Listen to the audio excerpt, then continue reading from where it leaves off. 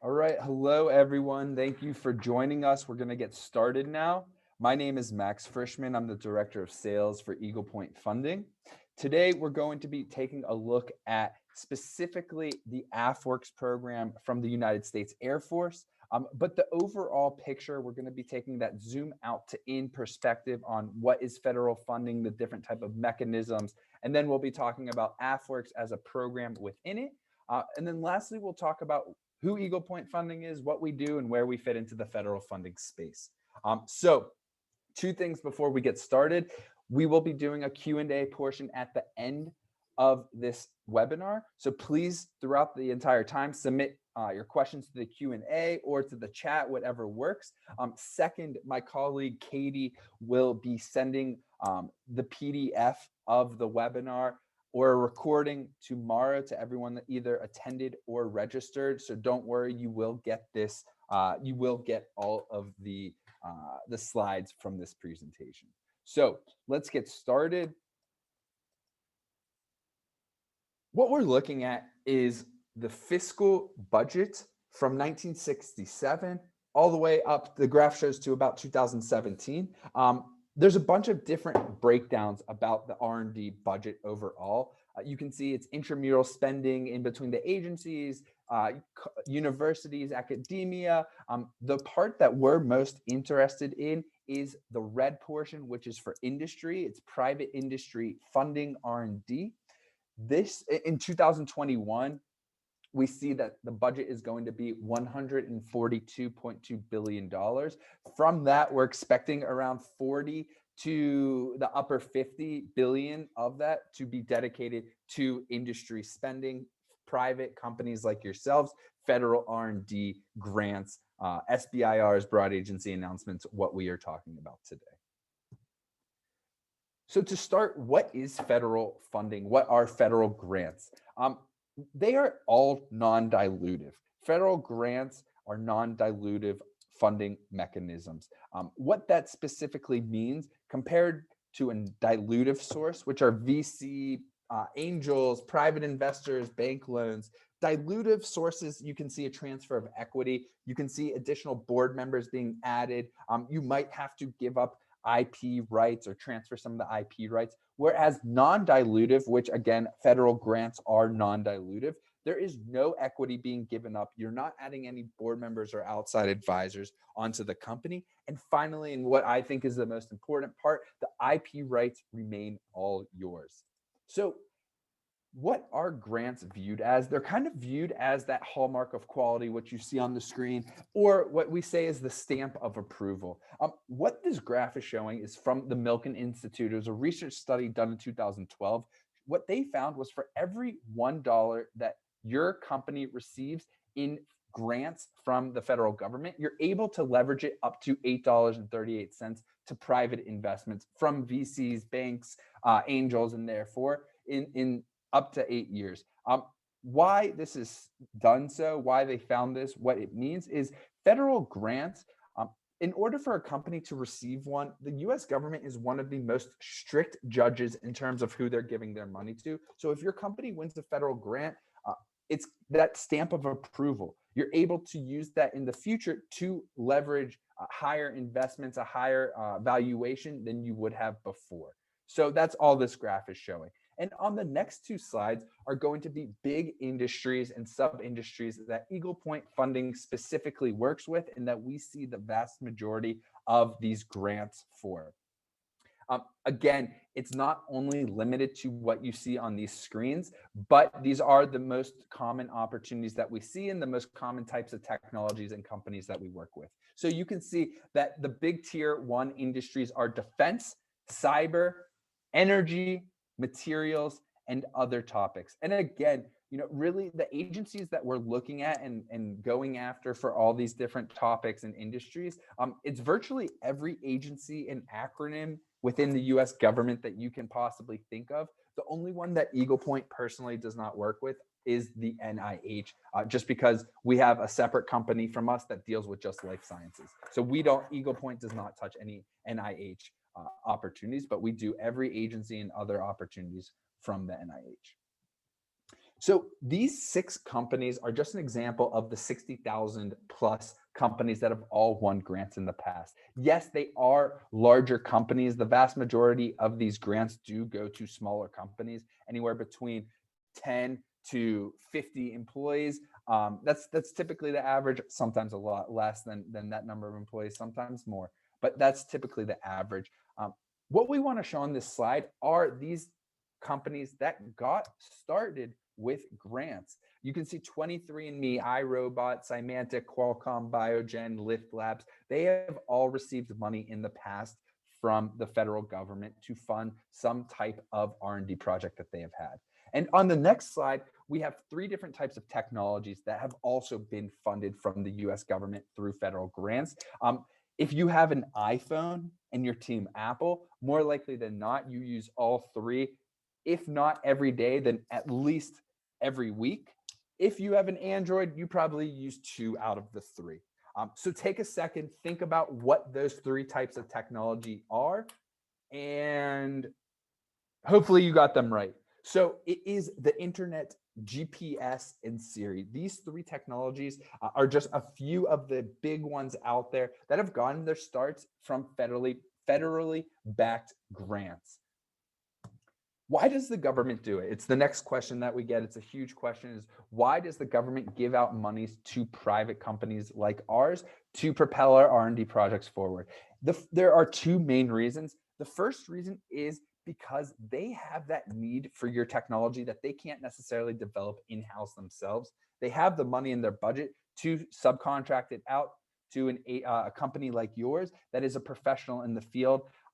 And the reason that they do so, also, you can see kind of what they do is they figure out what the challenge is within the agency. They post the opportunity about that specific challenge, the technology that they need, the R&D project that they want to fund. People then apply, and the agency sees what applications are out there, the different types of tech, through reviewing each application of the grant proposal. They then decide which company they are going to go with, and they make the investment. And investment should be in quotes, because it's not really like they're asking from any equity or IP from you. It's virtually they want to invest in your R&D project, because what you can see at the end is they have the ability to become an early customer of yours. Not the only customer, not exclusivity, but an early customer of yours. And again, they're funding these opportunities because they want to be the end user of the technology. That's why they've posted these funding opportunities. You can also see that they're actually funding different types of technology, because through the advancement of our tech, it helps, it benefits the economy, the society, and the US's overall global influence. And you can see that there's altruistic motives and there's capitalistic motives. At the end of the day, with the altruistic motives, they're advancing technology, which does in turn help to improve the quality of life for the US citizens, as well as through giving companies more money for R&D projects, they're creating more jobs. Now, within the actual R&D projects, there's money being spent. The businesses are paying taxes. So the government does see taxes back. They actually do see about a $2.30 of an ROI for every dollar that they're investing in private companies through these grants. So they do see money back. They do see their return. Now, let's go on to different types of federal grants. There are 2 main big mechanisms when it comes to federal grants. The first one that we're going to talk about is the more commonly known opportunity called Small Business Innovation Research Grants. Some people call them SBIRs, some people call them SBIRs. What these opportunities are structured as, first off, they're only about 3.5% of the total of the total money that we see for grants. So these are only 3.5%, but they are more commonly known. Companies that are based out of the US do have a better chance at getting them, because there are 3 different criteria for companies that can apply. They are only, and in these 3 criteria, you have to check off all 3. You can't check off only 1. You can't check off only 2. It has to be all 3. And the criteria in order to apply to an SBIR is that your company is under 500 employees. The R&D is performed in the United States, or it has the ability to be performed in the United States. And 51% ownership of the company is of US residents or individuals, not VCs. Okay, so those are the three criteria in order to apply to an SBIR. And how these SBIRs actually look is they're typically phased in funding, meaning the first phase is for a proof of concept, anywhere between 6 months to 12 months for you to develop out your proof of concept. What we typically see the money allocated with these phases are anywhere between $50,000 to $256,000. Once you complete your phase one, you apply to a phase two. The phase two is really to take the proof of concept and develop it into a working prototype. The phase twos, what we see these money associated with phase twos is about 750,000 up to 1.6 million. Beyond the prototyping stage, if you need commercialization assistance, there are opportunities for commercialization assistance. There's not really a dollar limit associated with them. Typically, they're a couple $1,000,000. Some of them are matching, some of them aren't. Again, the vast majority of SBIRs that we see are for the phase ones and twos, but there are options for commercialization assistance.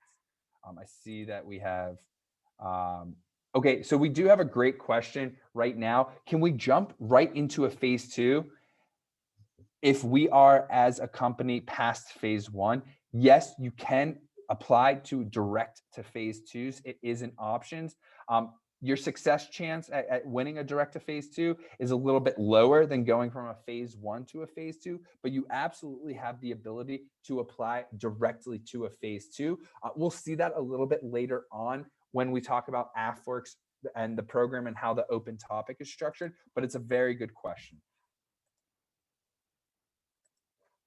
Okay, the next slide. Now, again, I was saying that the SBIRs typically only make up 3.2%. As you can see on this graph, that is the red portion. The broad agency announcements make up the other 96%.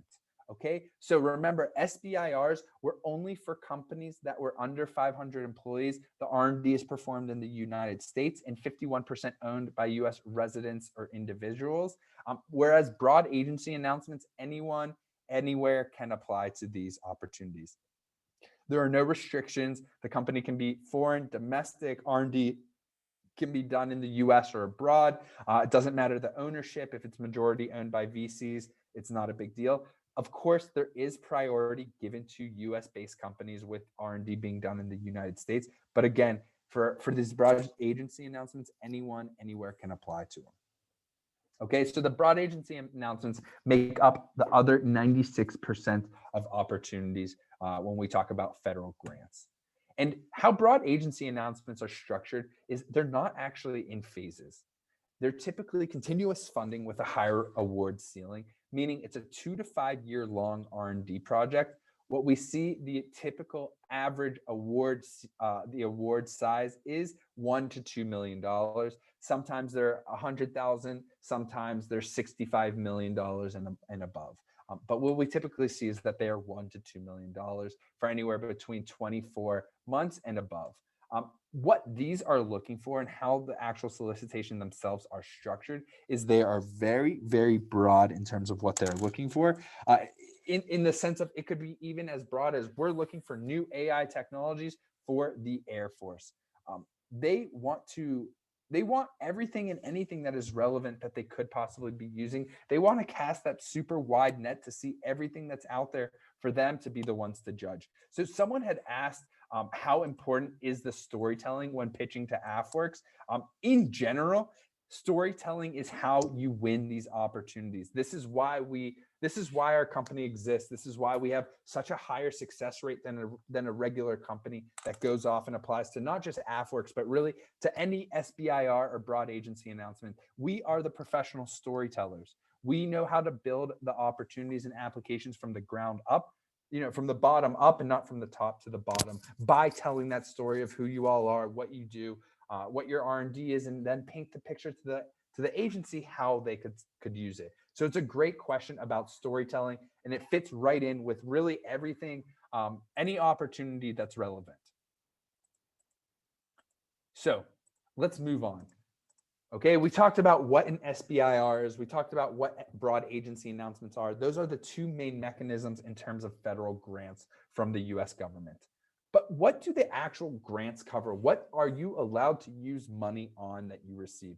You can see 6 things on this slide, and it's really to fully finance your entire R&D project. But as you're reading these 6 different parts, I want to talk about the end. And it's really each agency and opportunity allows you to account anywhere between a 5% to a 7% profit. Uh, just using an arbitrary example and numbers here, let's say you win $1 million from the United States Air Force. They expect you to spend anywhere between $930,000 to $950,000 on everything above, anything related to your R&D project, and then that $50,000 to $70,000 extra you can account for as your profit and do whatever you'd like with. So these grants do allow the company to account for a profit and make a little bit of money from it.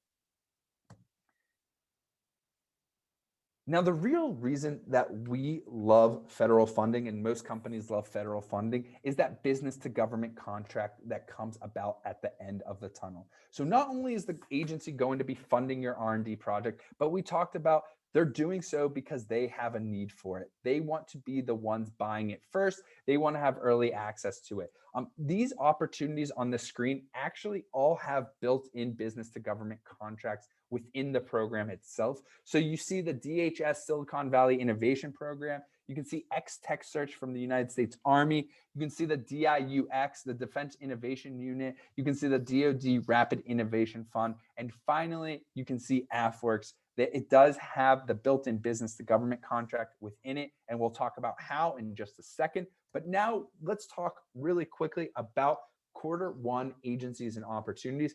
In terms of the time of year, people always ask, when's the best time of year to get started with federal funding? The real answer is Q1 is the best time to start applying. When you should start thinking about applying and actually start gearing up to do so is now. If you wait till the beginning of Q1, you're going to be too late. What we're typically saying is because you have, and these again, these are 7 big agencies and opportunities that are coming out in Q1, if not already released. A lot of these SBIR programs that you see on the screen, they're only active for 30 or 60 days. And that's the only time that you have to apply to these programs. So you have to be ready to go. A lot of your technologies are going to be relevant to multiple agencies and opportunities. And again, with these agencies and opportunities stacked on top of one another, if you wait until the last minute to get started with federal funding, it's going to be too late. And instead of applying to 3 opportunities, you're only going to be able to apply to 1. So Q1, what we typically see is these are just a few of the, I think that there's 10 or more opportunities that are out in Q1. Big programs that we can talk about, but we have the AAL broad agency announcement. And then the rest are SBIR programs. So NOAA, the National Oceanic and Atmospheric Administration, their SBIR program. You have NASA, their SBIR program. You have the DHS, Department of Homeland Security, Department of Energy, National Science Foundation, Department of Defense. Later on in Q1, you'll have Department of Transportation. And yeah, those are the very big ones for Q1. But let's talk more about AFWERX, why everyone is here. AFWERX is its own agency within the United States Air Force. Okay, it's not just a program, it's its own agency. And within AFWERX, they have a bunch of sub-programs. A couple of them are AF Ventures, AFWERX Prime, AFWERX Spark. AFWERX Prime and AFWERX Spark are pretty new. They also have pitch days and challenges, and we're going to be talking about all of them. But let's talk about AF Ventures. What AF Ventures is, it's virtually the commercial investment wing of the United States Air Force. And really what they're looking to do is they're looking to commercialize and help companies commercialize their technologies that the Air Force can use because it solves an Air Force problem. Okay, that's what AF Ventures is. You can really think of it as being the commercialization wing of the Air Force. They are also, AF Ventures is also the ones who are the ones in charge of the AFWERX open topic. We'll be talking about that in a couple slides. But the next one is AFWERX Prime. Prime is a program that is pretty new. The first time that we really saw it was a couple months ago with Agility Prime. What Prime is doing is they are really looking to fund opportunities with, again, a strong commercial potential. But again, they want something that could help and really yield military and economic advantages. That's the true reason that they're investing in them. And how they work is they're not super specific. You can see that this year they just announced the new Prime programs from AFWERX for 2021. The focuses are going to be energy, game, autonomous, vector, space, and microelectronics. So again, they're very broad for these Prime programs because they want to cast that wide net to see everything and anything that's out there to help to see how it can solve one of the Air Force's or an Air Force stakeholders' pain points that they're currently experiencing. Okay, next opportunity from AFWERX, it's the Spark program. Spark is a super interesting program because it's virtually just like an open dialogue between Air Force airmen, space professionals, and companies, where they're going to be talking about what they personally have the need for, what they want to see, what different improvements they want to see within the Air Force, within Space Force, the different space programs as well. It's an open dialogue where they're really going back and forth with the companies to figure out what they need, what if the company can provide it to them, and they're on their forth. Okay, so it's a very open dialogue between the two. It's not necessarily money associated with it. It's more of making the right connections and being able to potentially get a memorandum of understanding with a stakeholder that's interested in it. Next thing that we mentioned before is AFWERX does have challenges similar to the Prime programs, but again, they have challenges that are only open for 30 days. They're typically more specific in terms of the exact challenge that they're looking for. One of the last challenges that they had was they had a challenge actually to figure out a way for airplane pilots, both men and women, to go to the bathroom while they were flying. Again, super specific topic, but that's just an example of what one of the challenges looks like. They have not yet released the topics for the challenges for 2021. So we're still waiting to hear about those and when those will come out. So we'll keep a lookout. But again, this is another mechanism within AFWERX that they offer. Next one is AFWERX's pitch days. These are in-person pitch days, pre-COVID, in-person pitch days. Now they're done via Zoom and webinar forums, but they are instant contracts. They invite you, apply to the pitch day. If you're invited to pitch, you're pitching in front of a bunch of Air Force stakeholders, and virtually these stakeholders are deciding on the spot whether to fund your company or not. If they choose to fund you, they are writing checks on the spot, same day. What you can see is the last round, they awarded $22.5 million to these small companies for about 50 different companies. So you can do the math to see how much on average each award was, but it is a nice substantial opportunity. And people talk about how long it takes to get money from the government. Here's a great example, and specifically AFWERX, within all these different programs that we're talking about, they are the fastest funding mechanism within any DoD or non-DoD agency. They typically have the best turnaround time in terms of from application to getting word on acceptance, and from acceptance to getting money in the bank and getting started. So how the pitch days works, as I said, you apply to the pitch day, they accept you and invite you to actually pitch. You're pitching to the Air Force stakeholders. You get the same day contracts, the same day money if you win. There is phase ones and direct to phase two. So someone's question before was, you're past the phase one, can we apply directly to a phase two? The answer is yes, you can. And the pitch days have not yet been released for 2021. Again, they typically like to release them later on in the year. So a couple months into Q1, we should get word of these pitch days. Okay, the real meat and bones of this presentation, we're going to be talking about the AFWERX open topic.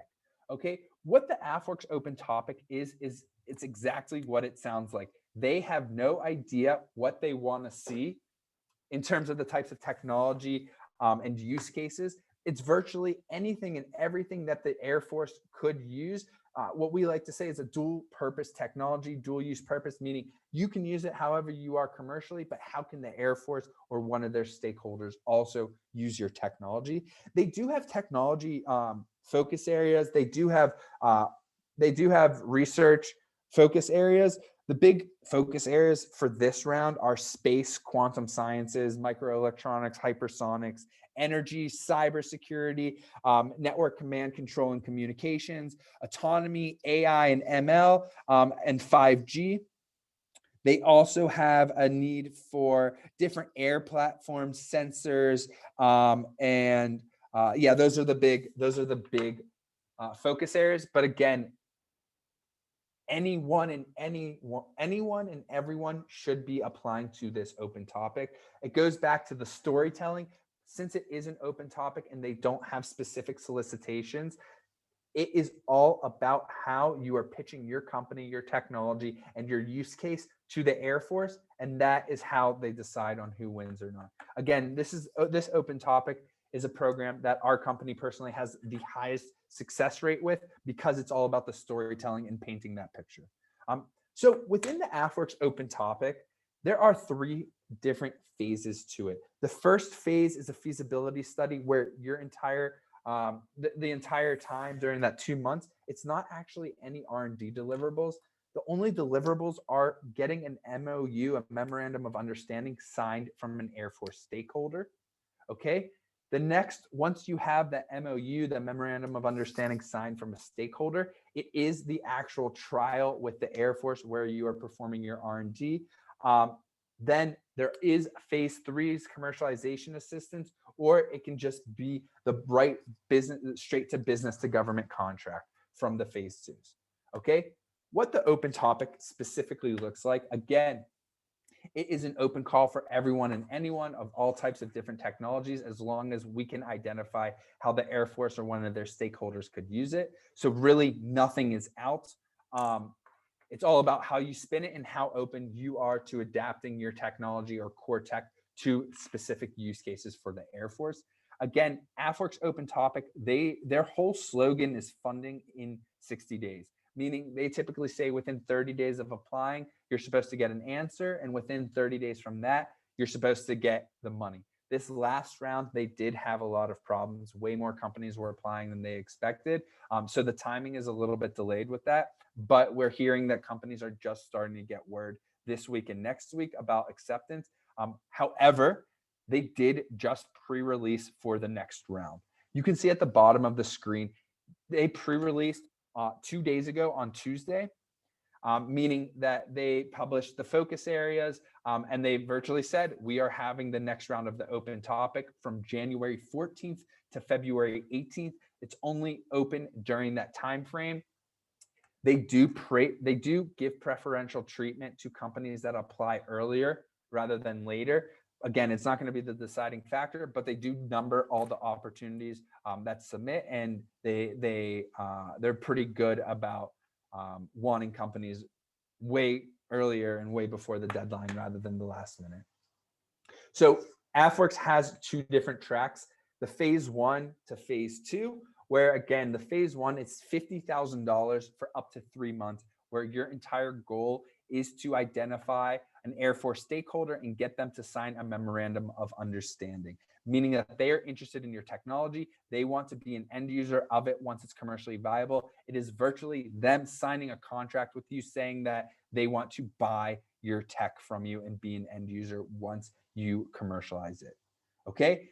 Phase 1, $50,000 for 3 months. You have to identify and sign an MOU. Then you apply to the phase 2, which is $750,000 for up to 27 months of your R&D project. Okay. Second track is if you already have a memorandum of understanding from an Air Force stakeholder, you can apply directly to a phase 2. This isn't necessary. Sorry, this isn't the same for all direct to phase 2s outside of AFWERX.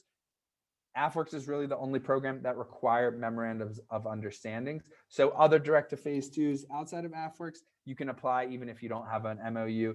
But with AFWERX Open Topic, they're direct to phase twos, and the phase twos in general, for the most part, you do have to have an MOU already signed. So if you're applying directly to a phase two, you're going right after that $750,000 to start. And then again, both of these tracks, they do have that business to government contract built in with the MOUs. So you do see that follow-on procurement contract with the government agency once you're commercially viable. Okay, that is AFWERX. It's a beast. Again, it's one of our favorite agencies and programs to be working with, just because of how great, how wide they fund opportunities, all the different types of opportunities that they fund. They really are leading the forefront within the DoD, and in my personal opinion, within most agencies about technologies that they're funding through these federal funding mechanisms. Okay, I see that we have a question, but it's a little bit long, so I'm going to wait till the end to answer it. And I'm just going to get through the other couple slides that we have left. Some of our winners that we've seen in the past, not just from AFWERX, but a lot of these companies have also won AFWERX. You can see on the screen, there's 5 different companies that we want to outline. Virtually, Company A is an AI-powered facial recognition company. Company B is a drone-based data management software company. Company C, carbon nanotube technology. Company D, video and live streaming interactive tech. Company E is a smart wearable fabrics and sensor company. And again, all of them won different types of opportunities. Some of them won ops from AFWERX, some of them did not. But this is just to show you some of the companies that we've won with over this past year and the different dollar amounts associated with them. A lot of them have won multiple opportunities, and that is the whole goal of what we do in terms of Eagle Point funding. One other question that we get all the time is, how do I win? How does the government judge who wins? You can see 3 different things and 3 criteria on the screen, but at the end of the day, what it comes down to is the technology. They want to invest in the best technology for the solution and solicitation that you are applying to. Okay. Other things that do have a great deciding factor are your R&D team, the team of individuals that you have within your company that's able to execute on the roadmap and the benchmarks during the entire R&D project. Finally, obviously, a commercially viable technology. They want to make sure that it's commercially viable so they can use it throughout the entire agency. What Eagle Point's keys to winning federal grants are, it's virtually, you have to know how to navigate this system. There's not one website that you can go onto, type in the keyword to your company, and every single possible federal grant, whether it's an SBIR, phase 1, phase 2, phase 3, or a broad agency announcement, pops up. There's nothing like that that exists. It is virtually you going from agency to agency, sub-agency to sub-agency, going through a 500-page document to find that one opportunity that is right for your company and your technology. So it is very difficult to do so if you do not know how to navigate the system and you're not doing so on a day-to-day basis. The second key to success for us is finding and applying to multiple opportunities. What we call this is our multi-submission strategy. We do not work with companies any other way than this strategy. How we work, and I'm sure that I'll get the question about what is our business model. Again, we don't work with a company on just a one opportunity by one opportunity basis. We also do not deviate from our business model in any way. What that looks like is the multi-submission strategy means over a 9-month long engagement that we work with your company. We apply to no fewer than 5 agencies or opportunities for you during that time. We do not have a maximum. Our whole goal is to submit as many as possible during that 9 months. On average, it's between 7 to 10 different opportunities for each company during that 9-month long engagement. And again, we do not deviate from the 9-month engagement, as well as our following business model, which is for that 9-month long engagement, we structure our business model split between a consultancy fee and a success fee. The consultancy fee is 2 payments of $18,000. The first is due when we sign. The second is due 5 months later, so halfway in the middle of that 9-month engagement. So for a total of $36,000. And the success fee is 5% of each opportunity that we help you win. And that's what our business model looks like and how we work. So This is really who we are, what we do, where we fit into the place in terms of federal funding. A little bit more about Eagle Point. We're a division of Freemind Group. Freemind is the mother company. There's 4 different companies within it. All of them deal with non-dilutive funding. One company does European funding. One company does Israeli funding. 2 companies do United States funding. So Eagle Point does everything outside of life sciences. Our main focus is tech. And then our sister company deals with life sciences within the United States. Freemind's been around since 1999 with over $1.6 billion in awards between all of our groups, over 600 active clients. Everything is done in-house. So in terms of finding the opportunities and the physical writing of the grant proposals, we have grant writers. Everything we do is internal. Okay, so nothing is subcontracted out. We do all the finding and the actual writing. And what the actual partnership looks like when we work with a company, we schedule a kickoff call almost immediately. Where on that kickoff call, we're diving into your company, your technology, your team, your R&D projects, use cases that you all have thought of, as well as use cases that we can think of to bring to the table for you. And then we go out and build a roadmap of all the agencies and opportunities that we can find right now that are available for you and what we think is relevant for you. We present those to you and say, hey, based off of what you told us, here are 5 different opportunities right now. Here's 10 different opportunities. This is the one that we think is the best fit. Here's the one that has the closest deadline. Take a look. Let us know where you want to start. Once we decide which opportunity that we're starting on, and again, we're putting together that initial 9-month roadmap of all the opportunities we found right now. Here, these ones are due in month X, Y, Z. We're putting them on. We're always scanning for new opportunities throughout the entire process. So what you see right now is not going to be the same calendar that you see at the end. And that's done on purpose because there's always new agencies and opportunities releasing. But virtually, once we identify the first opportunity that we're going to be going after and applying to, it does require the most amount of time involvement from your side. And this is really for the technology transfer. It requires about 40 to 60 hours from your side, spread out about 4 to 5 weeks. We're putting in about 200 hours. The percentage breakdown is about 40% to 60%. You all are on 40%. We're at about 60%. Sometimes it's 50-50 or 60-40, either way, depending on the agency and opportunity. Second opportunity that we're going after, it's about 20 hours from your side, where we're putting in about 150, 200 hours. Percentage wise, you're doing about 20%, 25%. We're doing about 70, 75%. 75, 80%. Third opportunity and beyond, it's about 8 to 10 hours for you. And again, we're doing about 90%, sometimes 100% of the submission itself. But we're never just putting together one white paper and shopping it around between each agency. It is always a custom proposal. We're always going to need some piece of information from your side for the new application and grant that we're submitting. Okay. Again, as I said before, we're going after a minimum of 5. On average, it's between 7 to 10 different submissions over a 9-month period. We do have a minimum number of submissions, meaning we will not onboard a company unless we can guarantee at least 5 submissions for them. But we do not have a maximum number. So that's always everyone's favorite is, well, what happens if I want to go after more than 10? Let's do it. We can. You just have to be able to work with us at that rate, because it does require some time involvement from your side to do more than 10 in a 9-month period.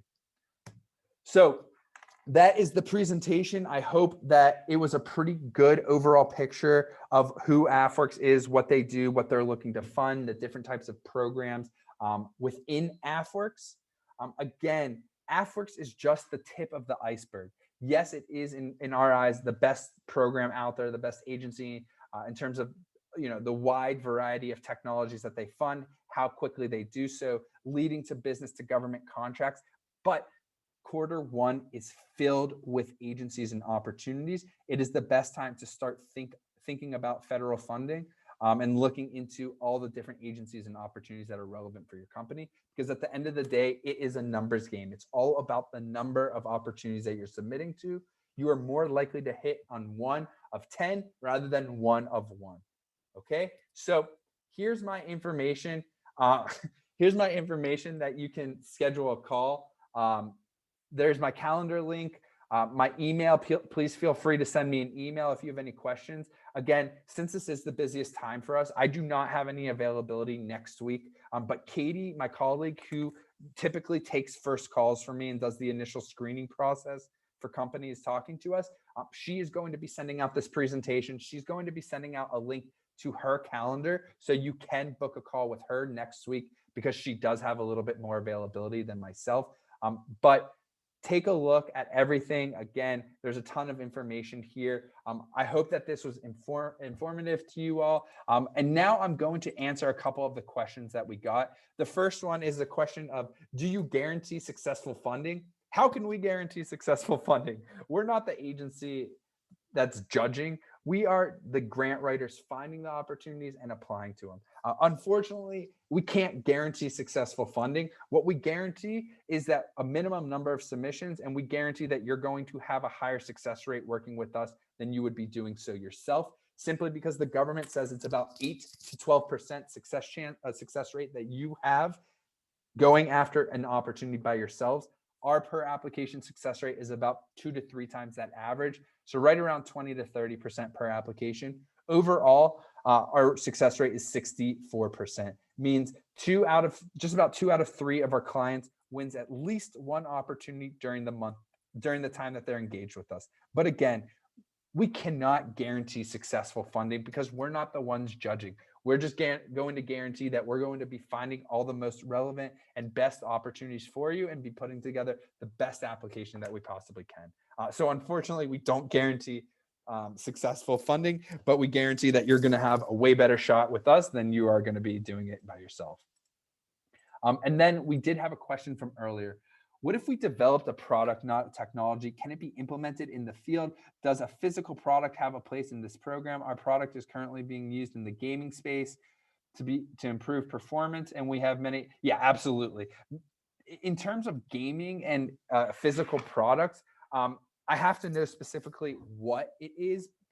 In terms of how applicable it is to multiple agencies, it sounds to me like it's definitely applicable to AFWERX. It's definitely applicable to the DoD. More so because we talked about it. The AFWERX has a gaming prime program. So it is on their area of interest. They want to see everything and anything, as well as the Army Applications Lab has a big focus area on gaming. Department of Homeland Security, DARPA, these all have big focuses on gaming. But I don't exactly know what your technology is, what your product is, so I can't give you a solid answer. But it sounds to me like it is relevant if you are having military folks asking and currently inquiring about its functions and services. It sounds to me like you should be exploring the different use cases a little bit more in regards to federal funding. So it doesn't look like we have any more questions at this time. Again, I appreciate everyone for joining. I hope that this was informational to you. I hope that you learned something new. Again, Q1 is the best time to be getting involved in federal funding opportunities, but there are opportunities throughout the entire year. So, the time is always right. It is better for you to schedule a call with us now rather than later, just because it is our busiest time of the year. And if this is something that you all want to learn more about and think that it might be a Q1 opportunity for you, we need to talk now. So keep a lookout for the email from my colleague Katie tomorrow with her calendar link and this presentation to review all the slides. Let's book a call. Send me an email if you have any questions that you need answered right now, and I'll get back to you either today or tomorrow, or in the next couple of days. But thank you all for attending. I appreciate your time, and stay safe. Have a great holiday season, and I'll talk to you all soon. All right. Thank you all.